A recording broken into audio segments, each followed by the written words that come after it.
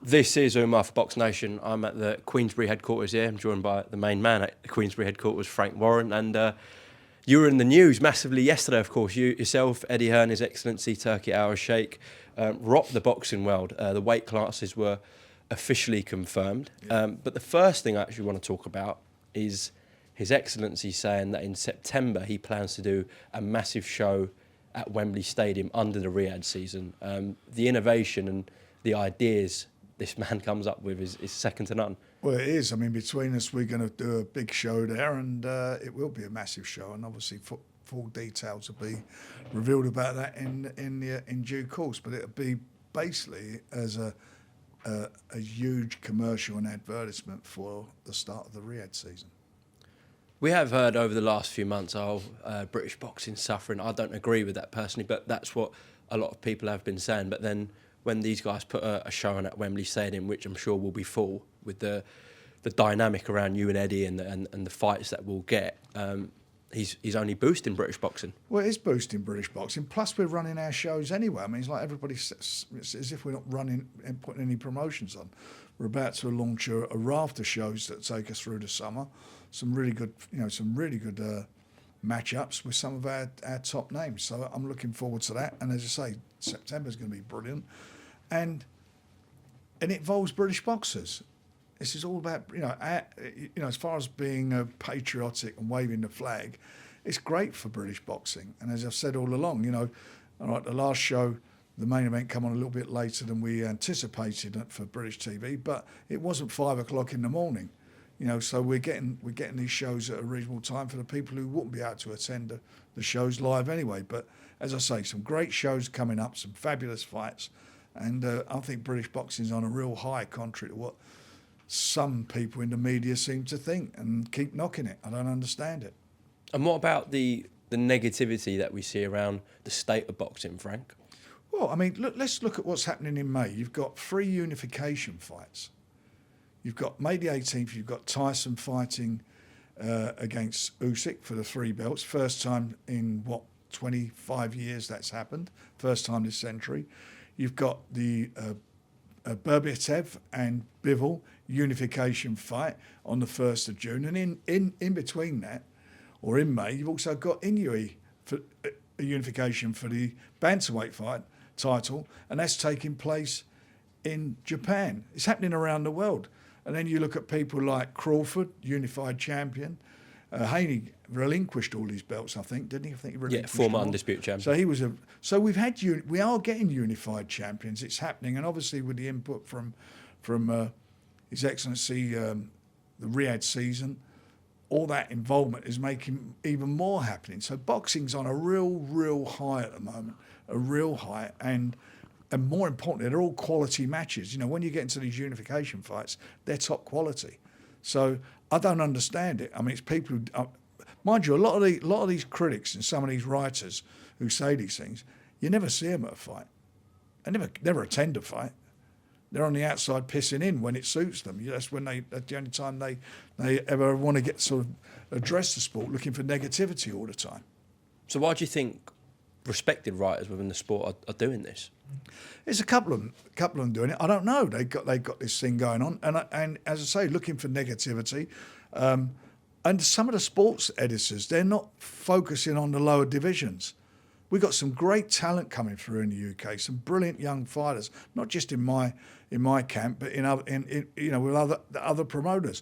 Boxing's really healthy. It's on how many TV channels at the moment? 4. In the UK, 4 TV channels. That never happened when I was younger. It was on 1 channel when I started out in boxing.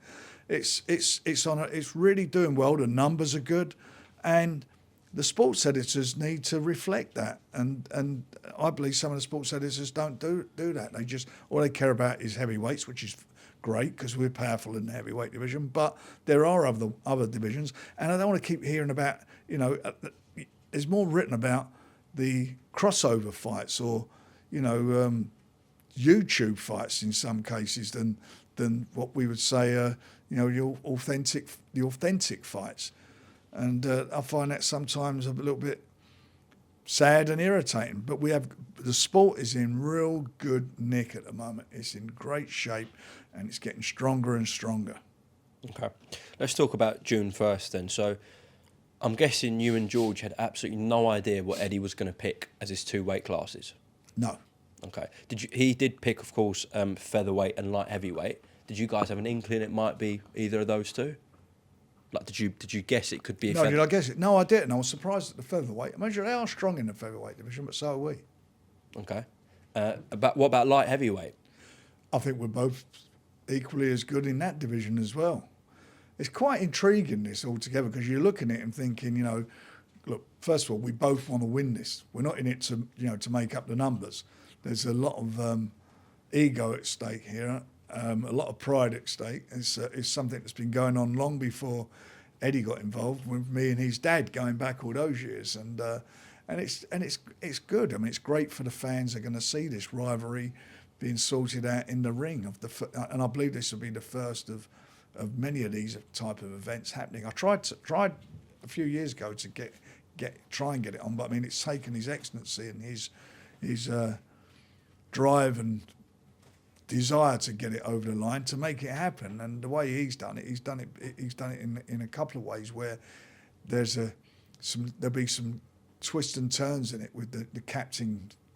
Whoever's the captain, his fight gets 2 points, and we're only picking 2 each, and he picked the other weight division, which again was the heavyweight division.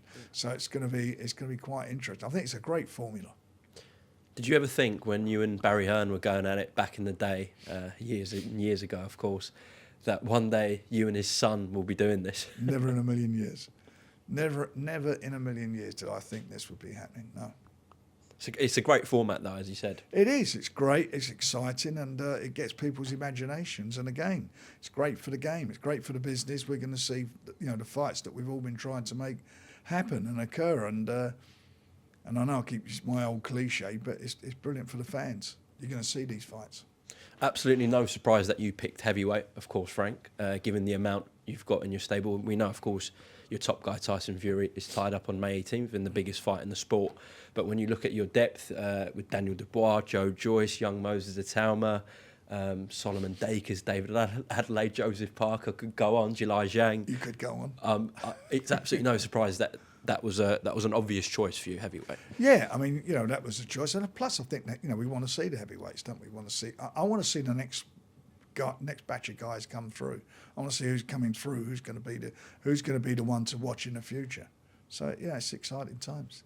And, of course, your other pick was middleweight, and you referred to it as a classic division in British boxing. Well, it has been, hasn't it? All those great fights over the years in middleweight, super middleweight division. There's been some brilliant fighters. I've been involved with nearly all the fighters who fought at that, in my time in boxing, all the big names.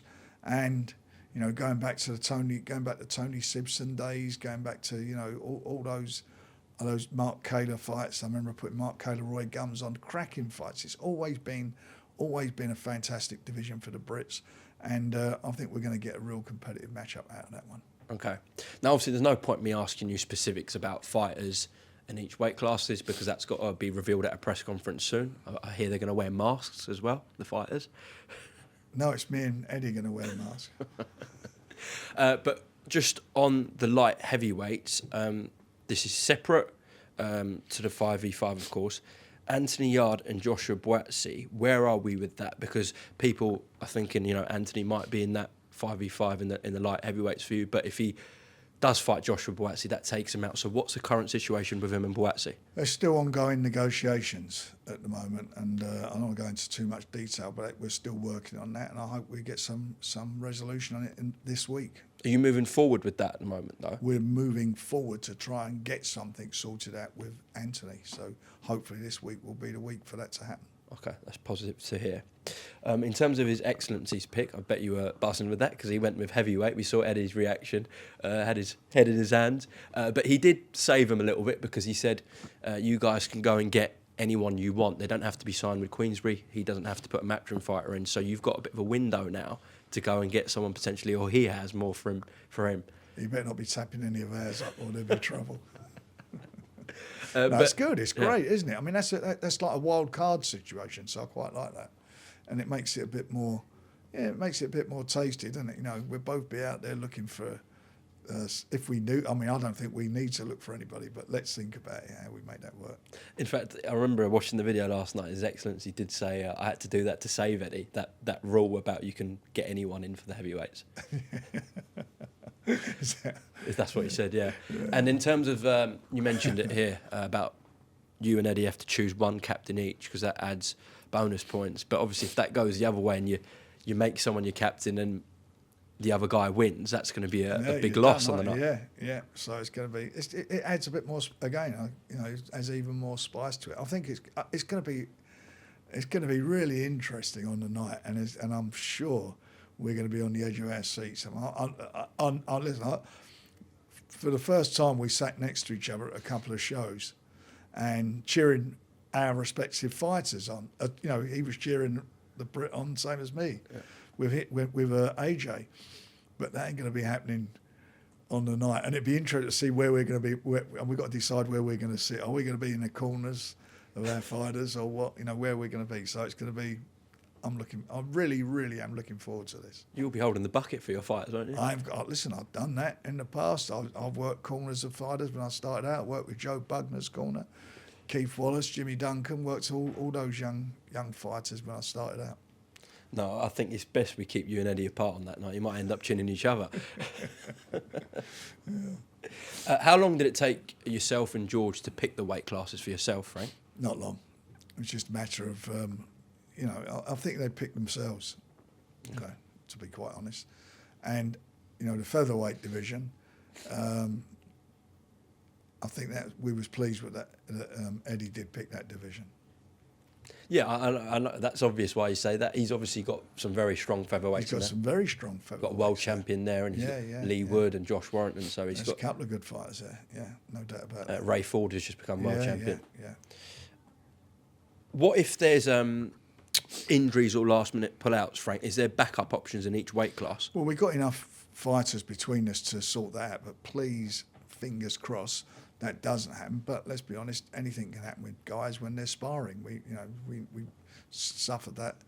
I've had a little spate of that in the last, certainly towards the end of last year, and Tyson getting cut. But hopefully that won't be the case. Okay. I'm guessing, obviously, you've told the fighters from your respective weight classes. It is still a while away, June 1st, but it will quickly approach. So until April, when that press conference happens, they might suspect who might be in the opposite corner for Matchroom, but they've still got they might have that doubt in their mind until April. Correct. Yeah. But that's how it is. That's what we've agreed to do. That's how it's going to work out. Okay, but just to go back to the last point, are backup options solidified for this, or have you got people prepared in case there are? Well, I mean, looking at the various weight divisions that have been picked, we're pretty strong to be in a position to have backup, so that shouldn't be a problem for us. Okay. Is the bet between you and Eddie going to be 7 or 8 figures? I think we're about 7. We're at 7 at the moment. We'll see what happens though. 7 figures and a nice meal. And a nice meal, yeah. Who gets to pick the restaurant? Well, I'm not. I told him I'm a vegetarian, so he's not going to pie mash me off. Well, on the serious note though, the stakes and the family pride in this, and that's exactly what it is. It's that it's not just Queensberry and Matchroom. That's from a company point of view, but this is Warren v Hearn. Yeah, that's exactly what it is. I mean, that's what it is, and and our fighters, they I like to think our fighters are, like to be under the Queensberry banner and be flying that banner and go out there and do their best, not just for themselves but for the team, because this is going to be a team job. And I suppose it'll be the same for Matchroom. So yeah, it's going to be who's going to get the bragging rights, who's going to be the guy. Will you be handing out bonuses for your fighters? There will be a win bonus in there, yeah, as part of the deal, yeah, which will be revealed in due course. Okay. Just lastly on the 5v5, have you got, if you want to look down the camera, have you got a message for Eddie Hearn and Matchroom? Look, we're coming for you. You're in deep here with us, and 2 heavyweights. That's going to be a bit of a squeaky bum time, but we're looking forward to it, and may the best Queensberry team win. Right, just talking about the 2 shows on the weekend. Obviously, you had your show on Friday night at York Hall. Every fight was a stoppage, but quickly before that, don't know if you had a chance to watch the show on Saturday, Dalton Smith's stoppage I win. haven't seen it back yet because I was out, and I was out again last night. I went to the Teenage Cancer Trust concert at the Albert Hall, which was unbelievably good. Okay, all right. You haven't watched that. In terms of then your show, of course you did watch that. You sat there ringside all night. Starting with the main event, Ashley Lane. I didn't know this about him, but he was homeless a few years ago. Yeah, I mean, I didn't know that. I mean, the story is it was, being as we, after the fight and the interview, Jesus Christ, I mean, that was a bit of a journey he's been on, and as much as we're, Chris is our man. I was pleased for him in that way that at least he's managed to achieve something, and he'd done it through pure grit and determination. He'd done a fabulous job. The early rounds, I thought Chris was catching him with those straight shots, and I felt that it was a matter of time. But he stayed in there, he showed a lot of resolve and came through in a very thrilling contest, very very thrilling fight. And he had that cut as well. But his cuts woman, Liz Lucila, she done a great job, didn't she? Yeah. She absolutely did it. Was that the first time she did that as well? I don't know. I mean, I was quite shocked. I mean, that sounds quite disrespectful, I know, but it's not something we normally see, is it? And I was quite shocked. No, She'd done a good job. I heard that was the first time she was doing cuts in the corner, and she did a great job. She'd done a brilliant job. Good for her.